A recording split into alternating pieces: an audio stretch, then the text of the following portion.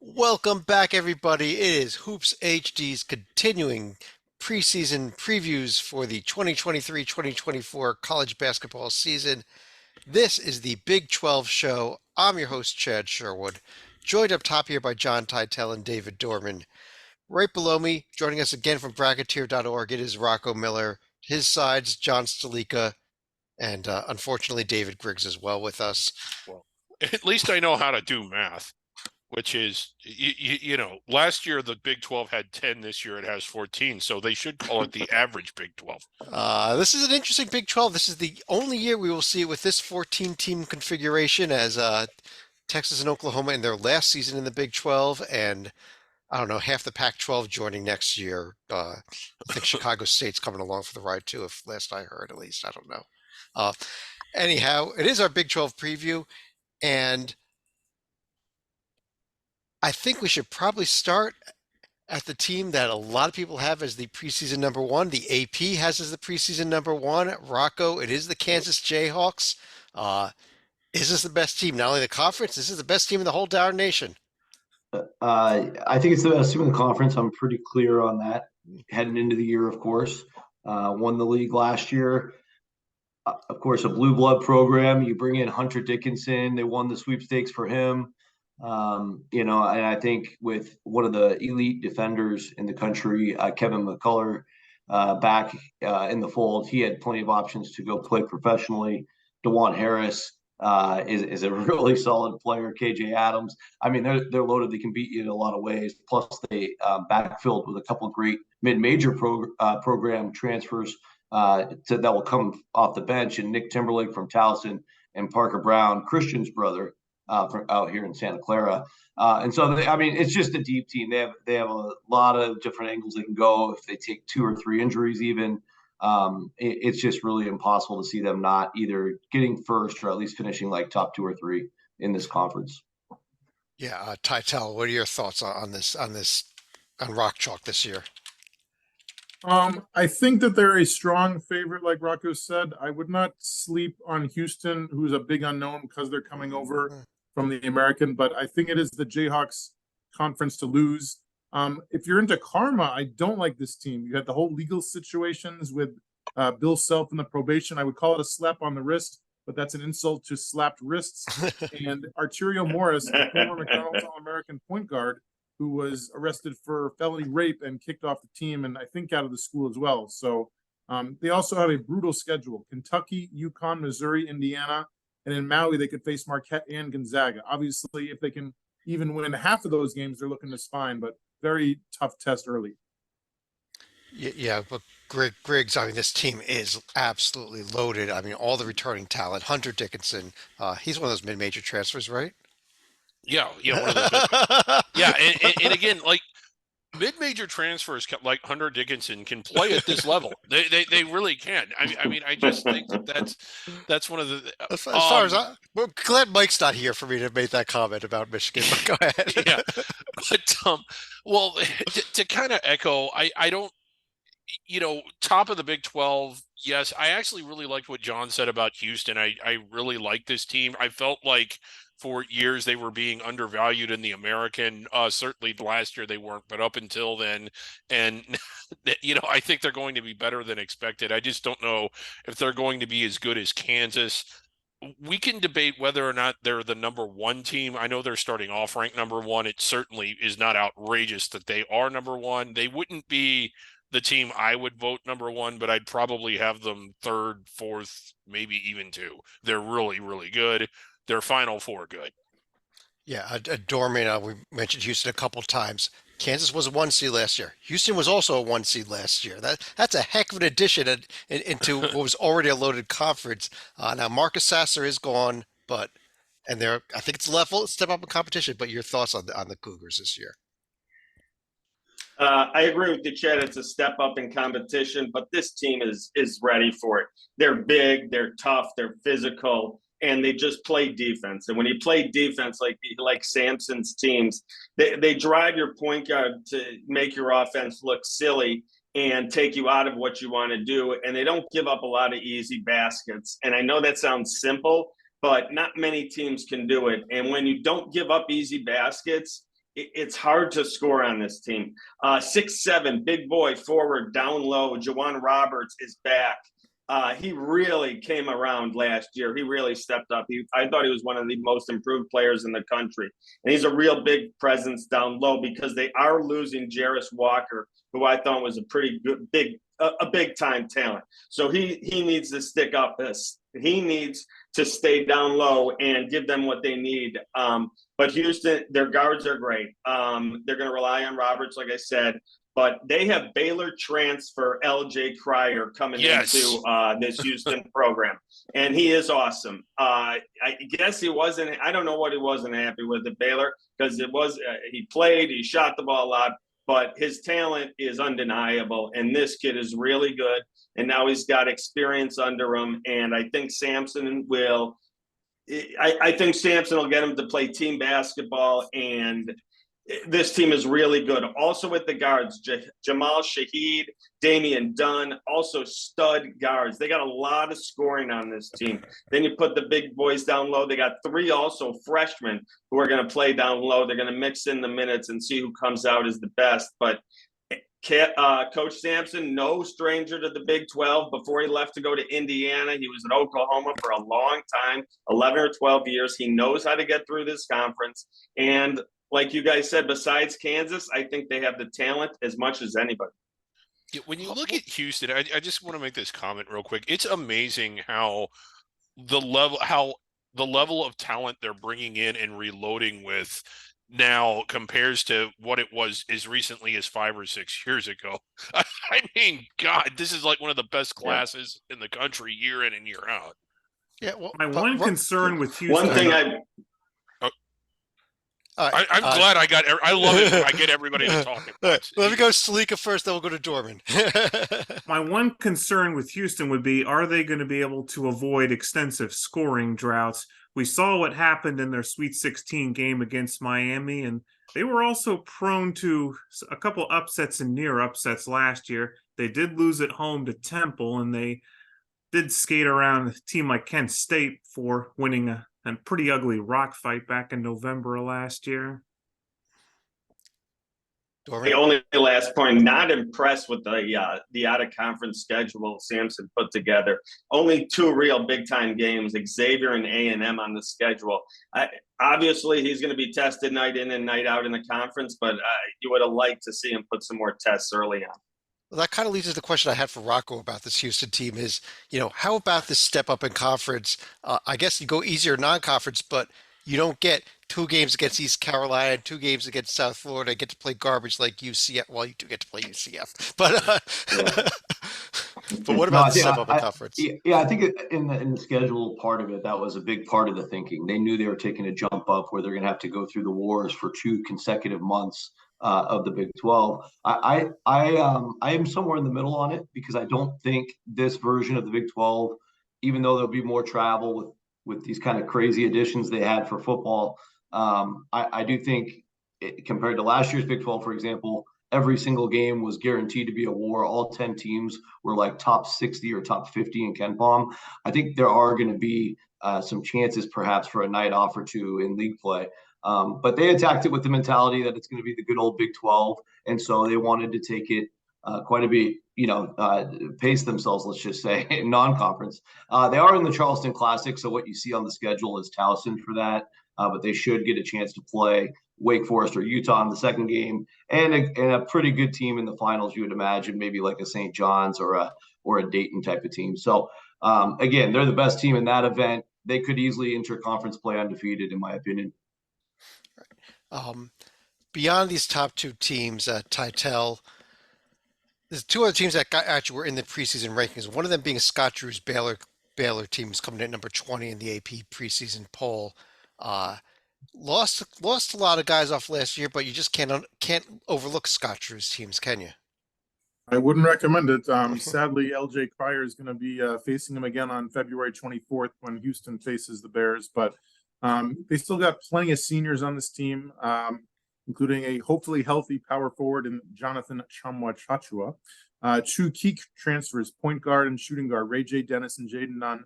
They also bring in another super duper freshman, McDonald's All-American Jacoby Walters. So plenty of talent. coach who knows how to win it all.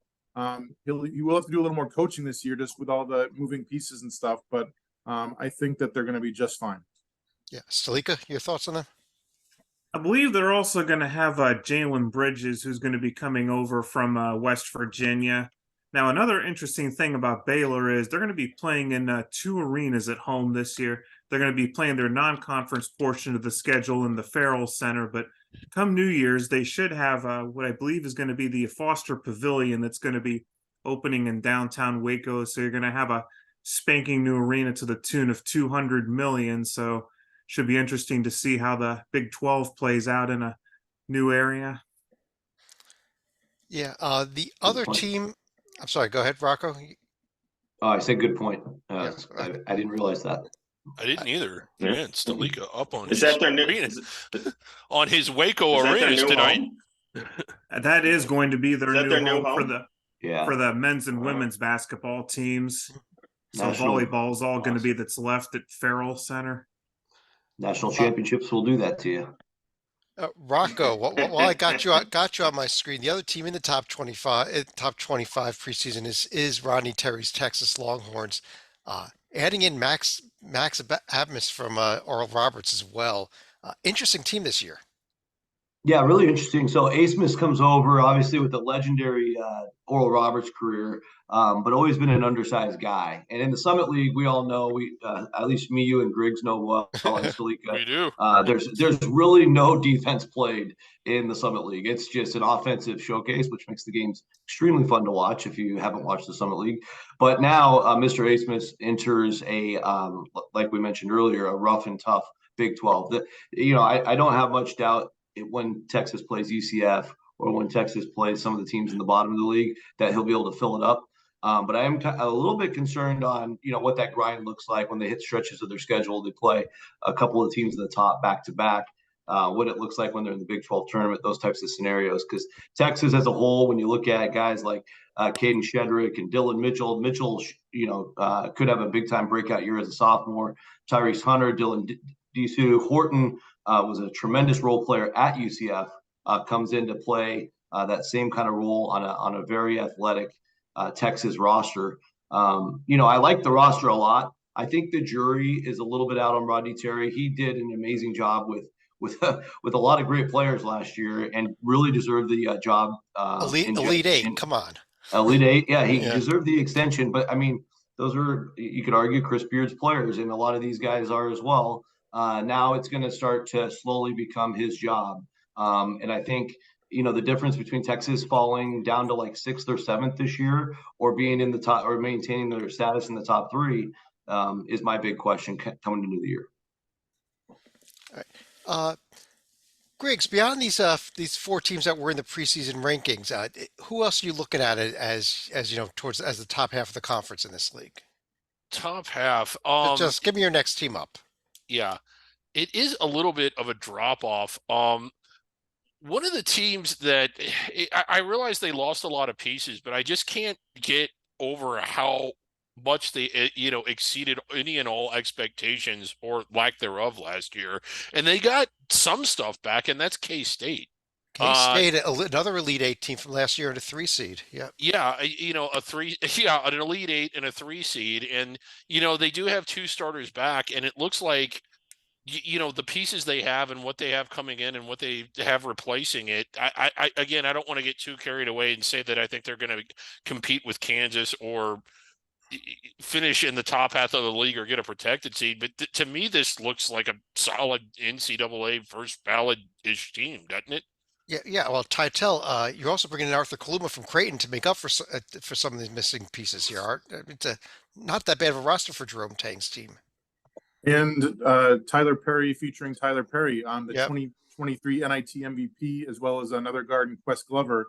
I'm just saying that, they're not just losing a couple starters, they're losing Marquise Noel and Keontae Johnson. I don't know that there were decent players, depended more heavily last year on 2 great players than Jerome Tang and the Wildcats did on those 2. The good news is they do have a big man coming back in Naquan Tomlin. This is a kid, it's an amazing story. 14 points in the Elite Eight loss to FAU. He did not play high school basketball but he's scoring double digits in the Elite Eight. Like, I don't know how anybody can develop that much in a few years. Stalika, how about Jamie Dixon's TCU Horned Frogs? Oh, this is a team that's also been, as far as the round of 32 within the past couple of years. Obviously, they're not going to have Mike Miles anymore, but you're still going to have some returning players in Emmanuel Miller, Jacoby Coles, and Chuck O'Bannon. They also have some other interesting. They got Jameer Nelson Jr. coming out of Delaware via George Washington. And another sign that I'm getting old, one of their recruits is Jace Posey, who would be the son of former Xavier sixth man standout James Posey. And if we're looking as far as a TCU schedule coming up, they're going to have a bye game at Georgetown. They're also going to Toronto for a non-conference game against Clemson, and they'll also be part of the Diamond Head Invitational in Hawaii this year. Yeah, Dorman, what do you think about this TCU team? Is this, I mean, are they going to be back up there? They were a 6th seed last year, a pretty good season.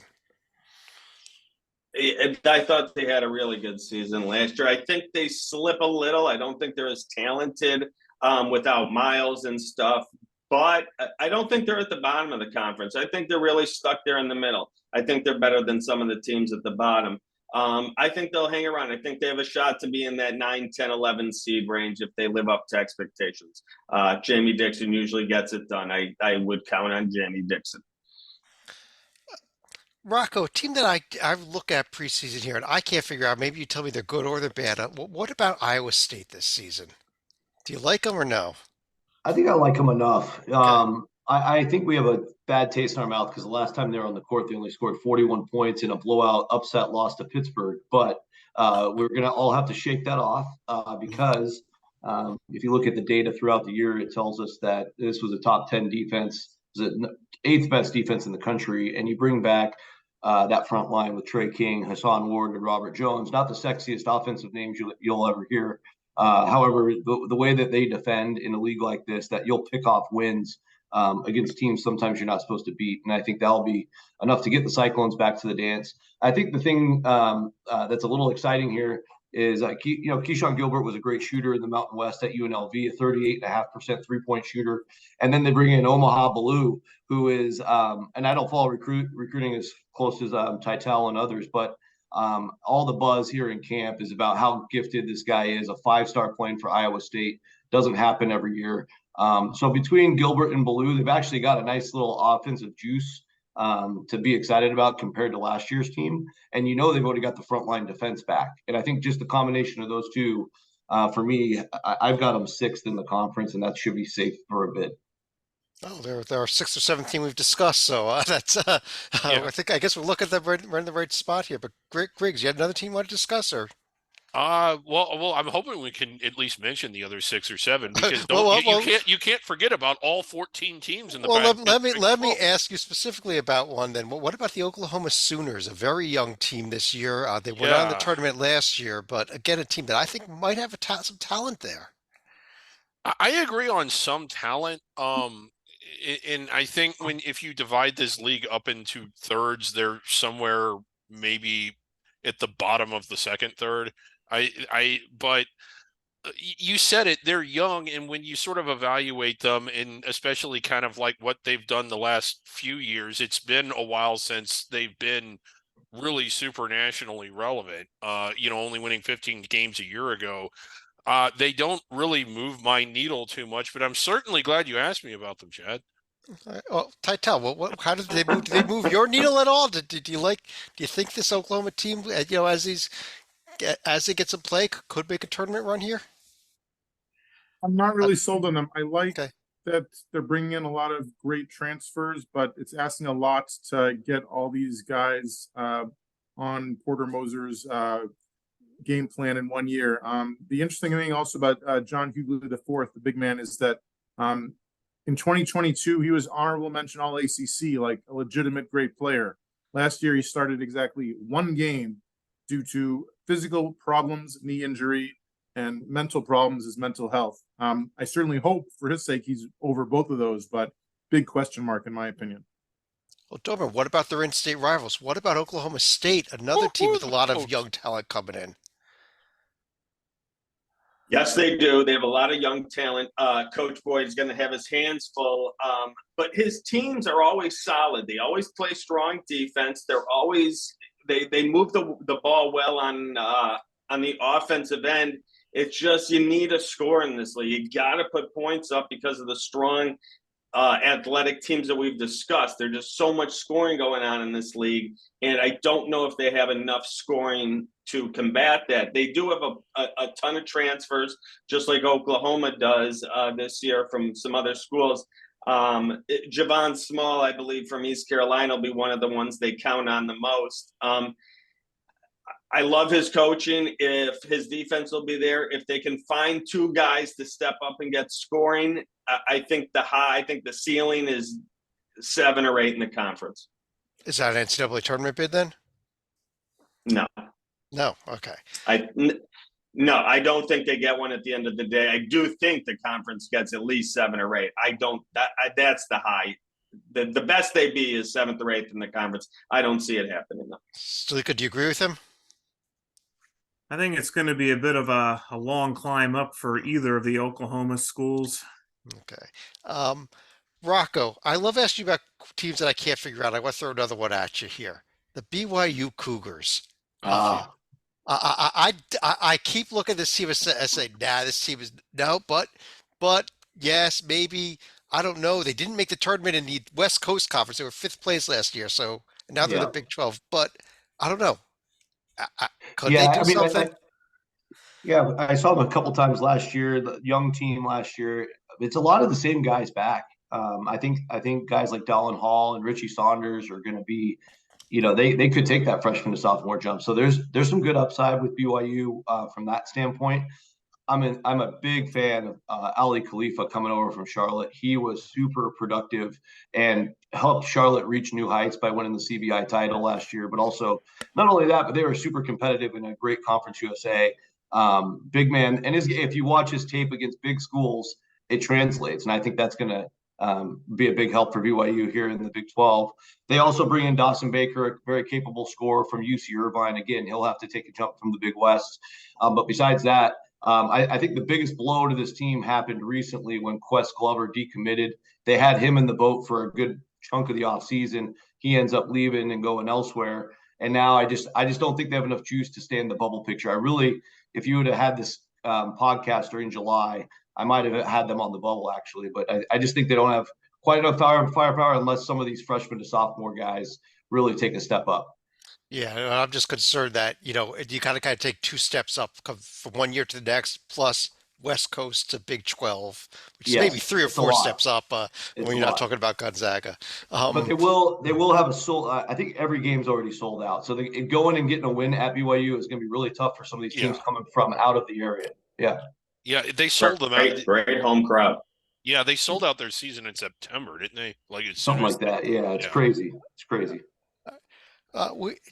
Titel, we might have been talking a little bit about West Virginia too, except they had a heck of an off season. But I guess we do need to discuss them. Now that the Bob Huggins saga is over, as well as his career, apparently, how about what they have on the court for Josh Eilert, I guess, who's going to take it over as head coach now? You are correct. I was hoping to have interviewed Josh earlier this week, but he's got a busy schedule, unfortunately, but hopefully sometime in the weeks ahead. He's got my old Wildcat, Kirk Creaser, running the points, so I'm not sure exactly how I feel about that. Got a nice big man in Jesse Edwards from Hughes, and he's got Raekwon Battle joining Crease in the backcourt. To give you an idea of Battle, this isn't just some mid-major guy who cannot compete on the big stage. Last we saw Battle was in March when he was scoring 27 points in the NCAA tournament to a little Big 12 team I like to call Kansas State. So he should be able to fit right in. But yes, after the whole Huggins saga, for lack of a better word, certainly going to be an uphill battle for Eilert. And I think he'll be lucky to sniff the top 10 in this conference. If they get into the top 10, he should get an extension. Wow. Dorman, we have one other new coach of the conference over at Texas Tech, where Grant McCaslin's the coach now, but has Pop Isaacs and I think nobody back, if I'm correct. not much back. I do believe they have that Chance McGillen in the backcourt.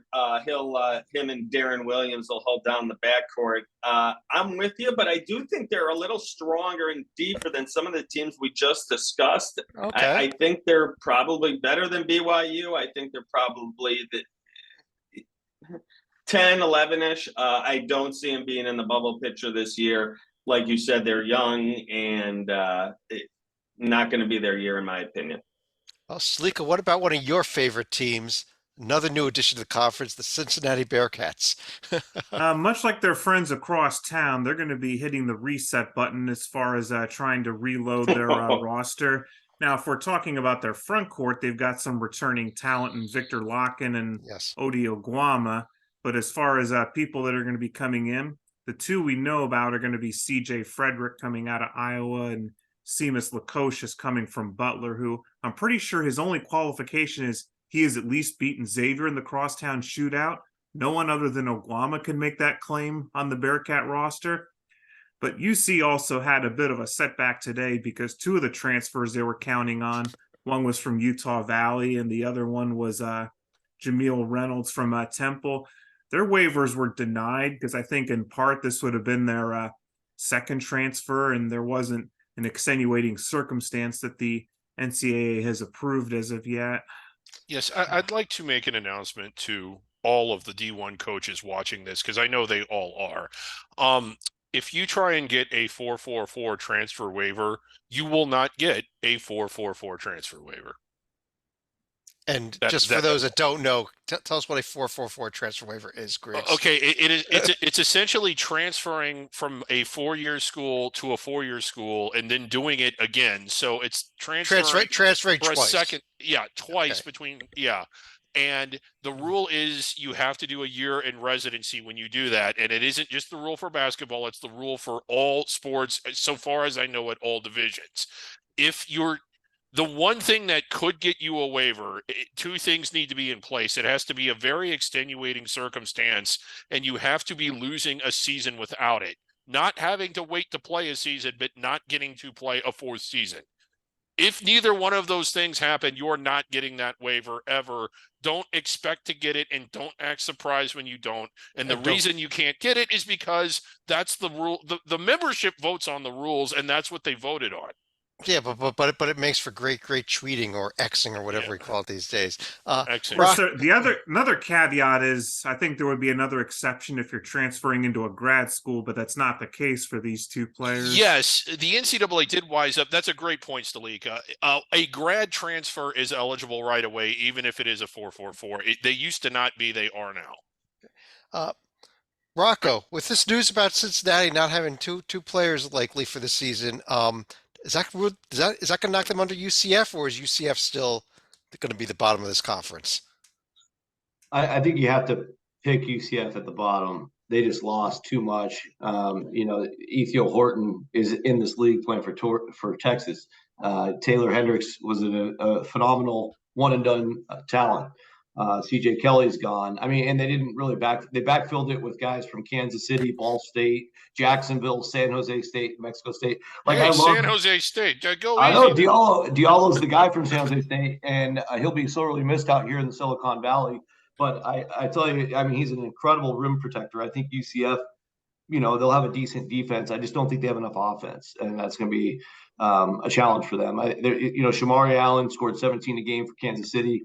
But again, nobody in the Summit League plays defense. It's a lot of odd Summit League transfers up to the Power 5 ranks. We'll talk about 4 more of them in the SEC show later tonight. But I just don't. There's not enough to bank on for UCF. The other thing is you're compounding it with, unfortunately, Johnny Dawkins been there a long time, hasn't broken through to the tournament. That's one of 4 coaches on the hot seat in this league. When you have a hot seat situation going into the last month, February is the way I look at that. That's when the wheels can really fall off. So it makes the last place prediction a little bit safer even. Yeah. Well, on that note, what I want to do is go through each of you here with the same 3 questions we like to ask all these shows. Number 1, who's going to win the conference? Number 2, how many bids is the league getting? And number 3, any other final thoughts you may have about the conference overall? And Dorman, let me start with you tonight. I'm going with Kansas. I just think there's too much. I love a great inside-outside game, and they clearly have that. We know about the big guy everyone discussed, but DeJuan Harris, a great guard that Kansas has. He'll be up for some All-American awards. We'll see if he ends up on one of the teams, but he has all the talent in the world, and they'll be there, Kansas, to me. I think someone will pop out of nowhere. I'm with eight teams coming out of the Big 12. I'll quickly go Kansas, Houston, Texas, Baylor. I see Kansas State getting in. I see Iowa State getting in. I see TCU. That is 7. And I think one more sneaks up and surprises and comes up. Maybe Oklahoma State. We'll see. My thought on the Big 12 is I still am not a big fan of all this trading players and going around and stuff, but with Dickinson and Kansas and all this talent and Bill Self, and then you do things you're not supposed to do, and you have problems in the program, and you have a 6-year investigation, and then nothing comes of it. You're wasting people's times. The thing that bothers me most is you're putting some of these kids and families under pressure and in questioning. And it just, if no one's going to do anything at the end of 6 years, stop it. Stop with investigations on all this stuff. We don't need it. Yeah, the IARP is gone, by the way. So, well, that was to speed up the process. That was to make it would have been things go 15 fast. years if without Yeah, them. that one of the selling points to putting that in place was to expedite things. The freshmen at Kansas were 12 when this all happened. Titel. Even though Kansas is good enough and should win it, I'm going to go because of what Dorman said about the whole karma thing. I think Houston, the basketball gods, might step in and throw Kelvin Sampson a bone in his first year in this new conference. I think it's an 8-bid league. The first 7 of Dorman's I agree with, so I won't waste your time by repeating them. For the 8th, I don't see the Cowboys. I think BYU might. As Rocco said, like that home court advantage, I think is very underrated. Not just because they sold out, but just because like they've proven they win a lot of games there. I remember Gonzaga and St. Mary's were like put to a very tough test over the past few years. So I think the Cougars slip in as the 8th. As far as a final thought, if Chad has the old screenshot. So I want to show a couple guys here who are going to be having a unique situation. So on the left with the ball is Darion Williams. On the right, the tall guy slapping the high five is Warren Washington. So these are 2 of the new players for Texas Tech who transferred in. They're not strangers to each other. They actually started against each other last March in the first 4 when ASU beat Nevada by 25 points. So imagine that awkward circumstance where like one guy knocks the other guy out of the tournament, and then 6 months later they're in the same locker room on the same team. So I'm interested to see how that whole dynamic plays out in Texas Tech. I'll just throw in here real quickly before we get to the rest of you. I am on Kansas winning the conference. I am on the 8-bid thing also. The same top 7 that Dorman mentioned and Titel you echoed. My 8th team, I'm going to go with Oklahoma. So you do like the Sooners, I'm like a first 4 type. Again, this is my 8th team. I just think somebody from this group, though, of Oklahoma State, BYU, maybe even Texas Tech, somebody jumps up in there. I'm going to go in with the Sooners as my pick. Salika, you're up next. I'm probably going to throw out 7 as the number of Big 12 teams. I think that might Kansas be the safer move. I think Kansas is the easy pick as far as who wins the conference. I would say the mortal locks are going to be Houston, Baylor, and Texas getting in the field. My guess is TCU and Kansas State will probably get some of the other bids, but I could see a team like Texas Tech, just with their style of play under Grant McCasland, potentially sneaking into the field. Of course, you can never count out Iowa State and TJ Otzelberger. Now, a couple final thoughts here. Number 1, even though the IARP technically vacated the 2018 Final Four banner, you can never vacate the brawl that took place between Kansas and Kansas State that year. And number 2, this is also going to be the end of the Bedlam rivalry, I believe, for Oklahoma and Oklahoma State. So better enjoy these 2 rounds while you have them. That was going to be one of my final thoughts. So. Before we get to you, Griggs, Rocco, you're up first. Yeah, so Kansas, I go as the champion. I agree that Houston should be in the 2 hole. Again, my only concerns are navigating the waters. I think roster wise, program wise, pedigree wise, they're bona fide challenger for the top. I'm going to go Baylor third. I just think with Scott Drew, there's enough pieces there. Watch out for Jacoby Walter. A lot of people are picking him to be first team all Big 12 as a freshman. They have so many other pieces to work with that are back. Texas, for the reasons said before, at 4, Kansas State at 5. Again, I agree with you guys. Too much program momentum, too much mojo, enough pieces to get back. Iowa State 6th, and then I'm really struggling because I think there's probably only going to get 7 teams in, and that'll lead into my final thought. But I'm torn between TCU and Texas Tech as my 7th. I think Texas Tech by landing Joe Toussaint wasn't mentioned yet. Thanks to the West Virginia fallout, they've got a proven point guard. Obviously, I respect the hell out of Grant McCasland. I am a little concerned that nobody from North Texas followed him there. I find that interesting, but they did do a great job putting a ton of pieces in place to be competitive right away. So I think it's between those two for the last spot. 7 total bids. And then my final thought would be for a number of years and the majority of the last decade, Big 12's been number 1 conference by all the power ratings. Mostly Ken Pong's the one I think we all look at. My bold prediction is they will not be number 1 this year. I think going to 14 hurts them a lot. And there are leagues the same size now, like the Big 10 and the SEC, who I believe both could finish ahead of the Big 12 this year. All right. Well, we'll see that. That'd be interesting because, but it's kind of almost been a given in recent history that the Big 12 was the number 1 league. But you're right. You add in some dead weight at the bottom. Kind of. I mean, we talked about 3 of the 4 new members as being teams that are going to probably finish in the bottom 4. Well, maybe not BYU. We were a little torn on them, but Griggs. This format of the Big 12 forever, it was such a great league for a lot of the Rocco touched on this. It was the double round robin. Actually, wait, I started off with my final thought. I need to do that last, don't I? Kansas to win the league. I really like Houston to push for them. I think Houston gets a protected seed as well.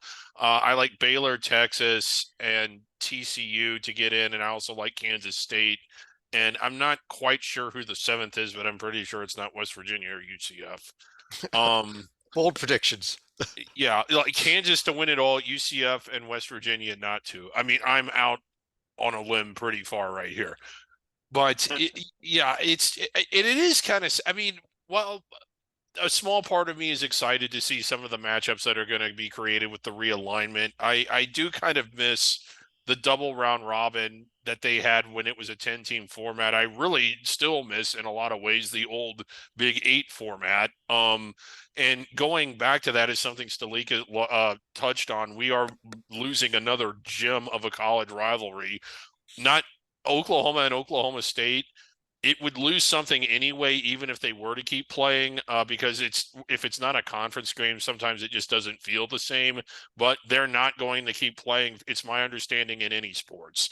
I don't know. For now, let's give it a few years. We'll see what happens. And they did. Kansas and Missouri did resume when Kansas swore they would never play them in anything. I think they're even talking about bringing the football game back, at least for a short time.